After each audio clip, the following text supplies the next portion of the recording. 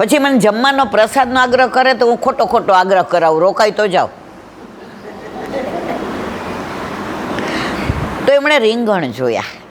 અરે મારા પ્રભુને લાયક છે, કૂણા છે, સુંદર છે, સરસ છે, તાજા છે. મામાનું ગાડું આગળ, ઉતરા ગાડામાંથી, કોથળો ભરી લીધો રીંગણનો. એ થોડા રવૈયા કરશો, થોડા ભજીયા ભૂજાના,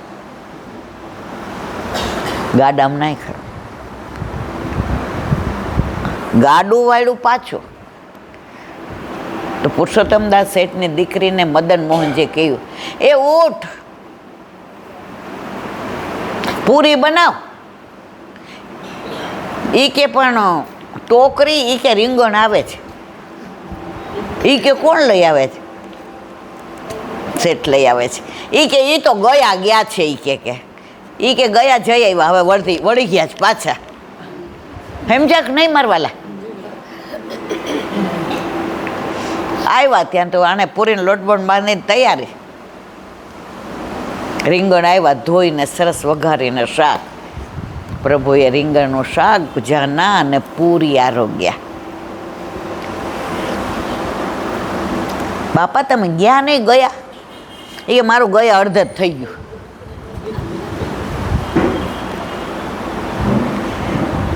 તો એવી ગઈકાલે રીંગણ દસમી. વાત આપણે પદ્મા એકાદશીની કરતા હતા.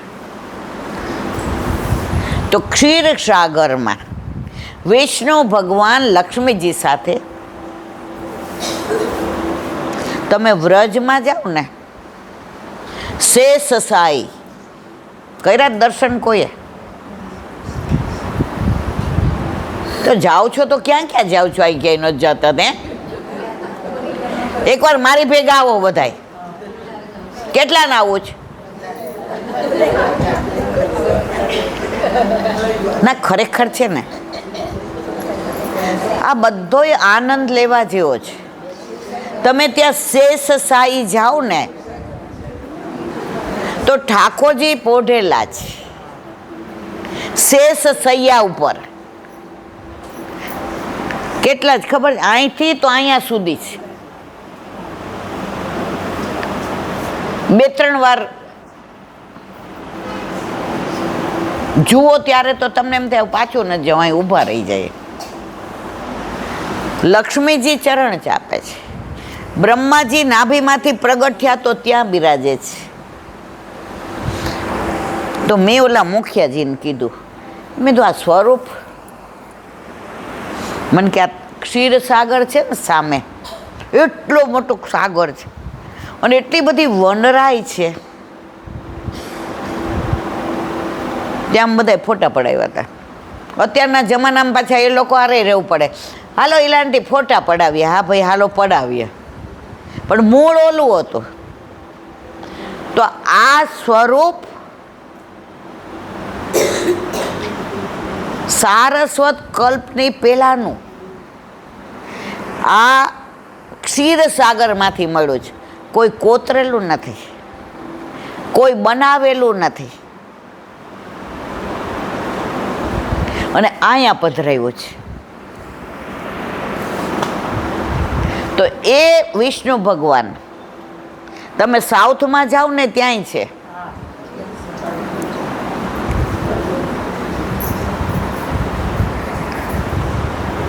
સાડા 4 મહિના પોઢી જાય. હવે આવી આપણી પદ્મા એકાદશીની વાત. એવું કહેવાય છે કે ઠાકોરજી અષાઢી બીજના ગોકુળથી મથુરા પધાર્યા.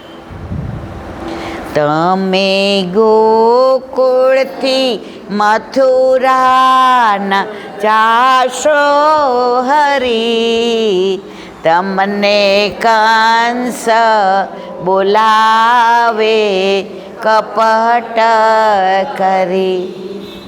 ગોપીઓ સમજાવે છે, મારા વાલા તમે ગોકુળથી મથુરા ક્યારેય ન જાતા, કારણ કે કંસ ત્યાં બેઠો બેઠો હખડો નથી રહેતો. કેટલાને મોકલે? 6 દિવસના થયા ત્યાં તો પૂતના આવી, ઓલો તૃણાવત આવ્યો, સક્તાસુર આવ્યો, અઘાસુર આવ્યો, બકાસુર આવ્યો, સવાર સુધી હાલે. એ બધા રાક્ષસોને, અસુરોને કંસે મોકલા. કંસ કોઈ દી આવ્યો? ફાટી પડતો તો કે આ બધા ગયા એમ મારો ઘોડો લાડવો.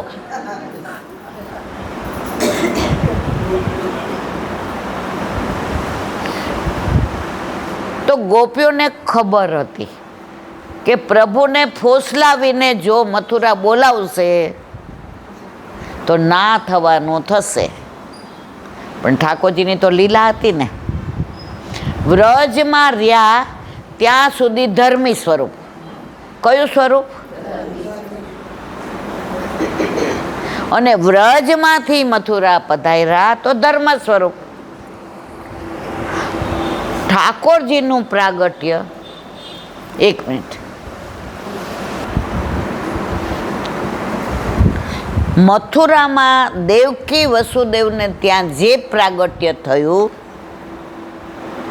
એ પહેલાં ચત્રભુજ હતું. એ અત્યારે સાઉથમાં બિરાજે છે. બાલકૃષ્ણજી કોઈ દિવસ ચત્રભુજ ના હોય. હોય મારા વાલા? ત્યારે દેવકીજીને બીક લાગી, આ નહીં, આ નહીં, આમ નહીં, મને તો મારો લાલો જોઈએ. અને દ્વિભુજ થયા. પછી ક્યાં કંસનું શું કરવું? તો આપણે બધાય જાણીએ છીએ. પછી વસુદેવ એમને લઈને ગોકુળ પધાર્યા.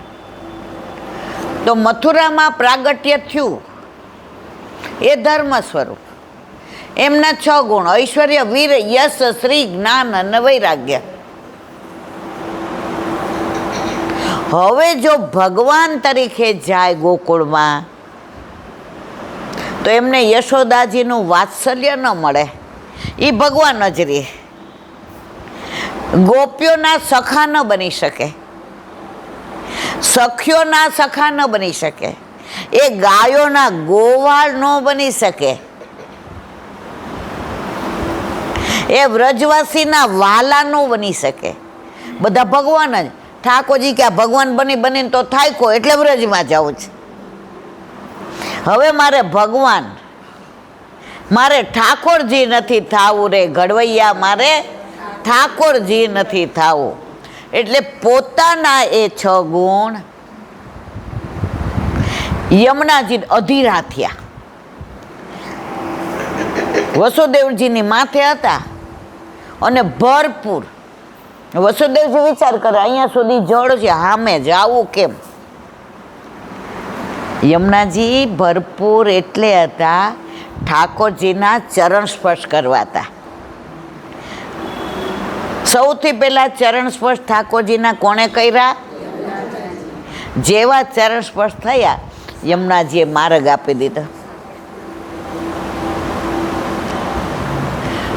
અને ત્યારે પ્રભુએ પોતાના 6 ગુણ ઐશ્વર્ય, વીર, યશ, શ્રી, જ્ઞાન અને વૈરાગ યમુનાજીમાં પધરાવી દીધા કે મારે જ્યાં જાવું છે ગોકુળમાં ત્યાં ભગવાન તરીકે જાવું.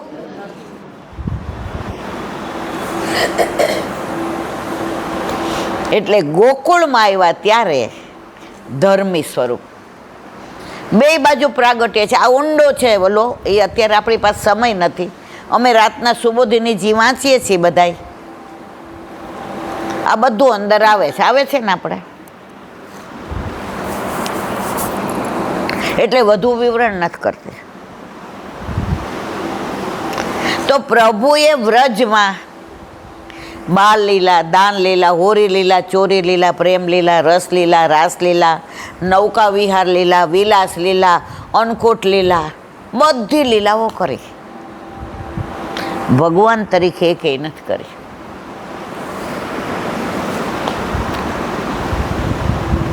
ગોપીઓ ઠાકોરજીને પૂછે છાશ પીવી છે? કેટલી છાશ ખબર? છછિયા ભર. રસખાનજીનું કીર્તન યાદ કરો, છછિયા ભર છાશ છે કેટલી. આહિર કી છોકરી છાશ પીવી લાલા કેટલી, આને કહેવાય છછિયા. આટલી જાવ આ ચોકી મૂકી આવો ત્યાં. લાલા છાણ ક્યાં મૂકી આવો? ગોપી હવે લે, હવે છાશ આપું.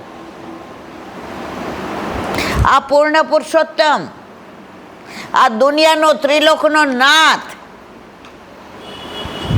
એને ભગવાન થવામાં જે આનંદ નથી ને, એને આપણા ઘરે આપણા માથે બિરાજતા આપણા ઠાકોરજી થવામાં આનંદ છે. અને એટલે જેમ ગોપીઓ કે જાઓ ચોકી મૂકી આવો, જાઓ આ છાણ, આપણા ઠાકોરજી આપણે ઘણી વાર કાંઈ ભૂલી ગયા હોય ને એમ થાય એ બાપા પગ દુખે જ પાછું ઊભું થવું પડશે. થાય ને બધાને એવું, મને એવું થાય, તમને થાય ને બધાને? તો વાંધો નહીં. મને એમ કે મને એકલી નથી થાય છે. જો આનંદ કરવાનો, વલ્લભનો દાસ કદી ન હોય ઉદાસ, અને હોય ઉદાસ તો ન હોય વલ્લભનો. તો એમ થાય ને અરર ઊભું થાય ત્યાં તૃપ્તિ કે આ કે કોક નીકળે. અલા ઓલી ખીર ભૂલી ગઈ છે. ઠાકોરજી કે હું સમજી ગયો કે તને ઊભું થવું પોસાશે નહીં, કારણ કે એકવાર ઊભી થઈ પાછી બેસવામાં. આપણા પ્રભુ આપણું જેટલું ધ્યાન રાખે છે ને, લૌકિક કોઈ રાખે નહીં. એને ખબર છે કે આને ઘણી વાર આપણે શ્રૃંગાર વડા કરતા હોઈએ ને, અને કોક આવે બેલ મારે ને પેટમાં તેલ રેડે, અરો રો આપણું કોઈ ન હોય થારો. ઠાકોરજી કે આ હમણાં જલ્દી જલ્દી વડા કરીને મને પોઢાડ દેશે. એટલે તરત ઓલો એમેઝોન વાળો કે પાર્સલ છે. હાસ ઠાકોરજી કે નહીતર આજે આપણે તો વલ્લભે સેવા કેવી આપી છે, પણ હજી આપણે એવા તન્મય નથી થતા પ્રભુની સેવામાં. હજી આપણને જલ્દી પહોંચી લો અને બહાર વહી જાઓ. જ્યાં સુધી બહાર વયા જાય છે ને ત્યાં સુધી અંદર આવવાના નથી. તો મારા વાલા,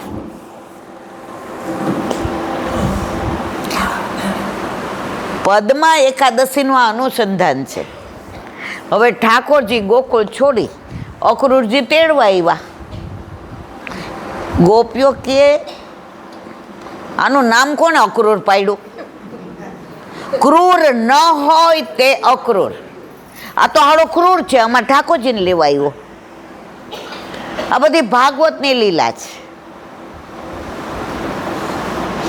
એકવાર આપણે હોલમાં છે ને ભાગવત કરશું બધા રોજ 3 કલાક. કેટલા આવશે? બધા આંગળી ઊંચી કર.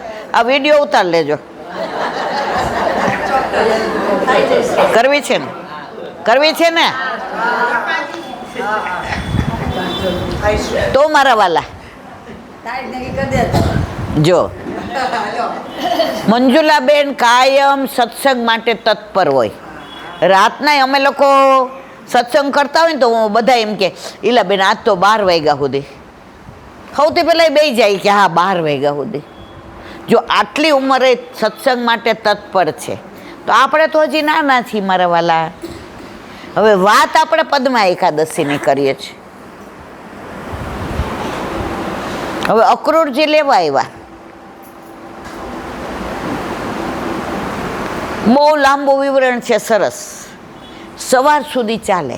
ગોપીઓ, યશોદાજી, નંદબાવા, સખાઓ, સખીઓ, ગાયો, બચરાઓ, વ્રજવાસીઓ, પશુઓ, પક્ષીઓ, વનરાય, કુંજ, નિકુંજ, વન, ઉપવન, સરોવર. આહા, બધાનો વિરહ વર્ણવવા બેસું ને તો સવાર સુધી અહીંયા કોઈ ઊભું થાય નહીં.